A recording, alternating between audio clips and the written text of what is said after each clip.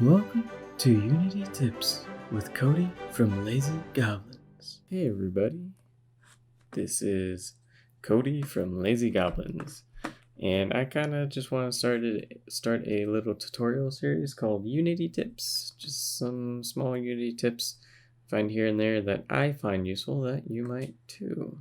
But you might already know about them, but others might not. Who knows? Anyways, let's get going. So this one, it's a simple one. It's just the scene. I got this free off the asset store. Just put a little thing together, and over here we have our walls, our roof object, we have our floor object, and a furniture empty object that contains everything as well as a point light. Now here's the thing. When you have a room like this and you're trying to set it up, right?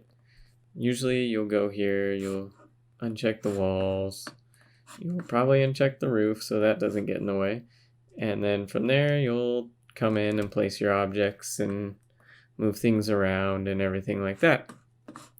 Then you go to hit play because maybe you have your players spawn in there, and right now mine is not set up for anything.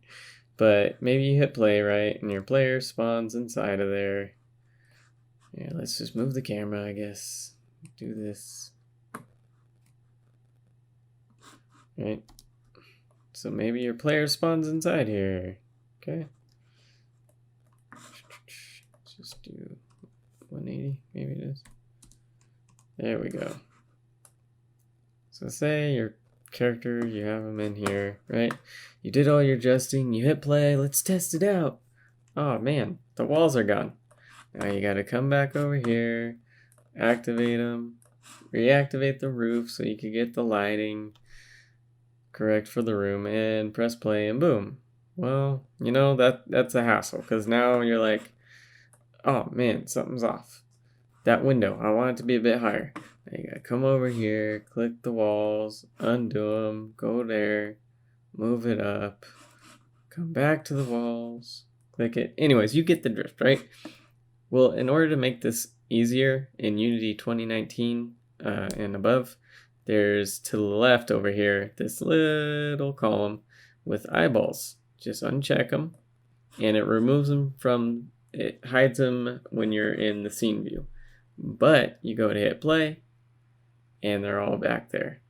So this is very handy for when you're, messing around with stuff that's in a room or an environment and you're noticing that things are getting in the way when you try to click on one object, right? So if I try to click this chest and that chair is getting in the way, I'm like, oh man, I can't get to it.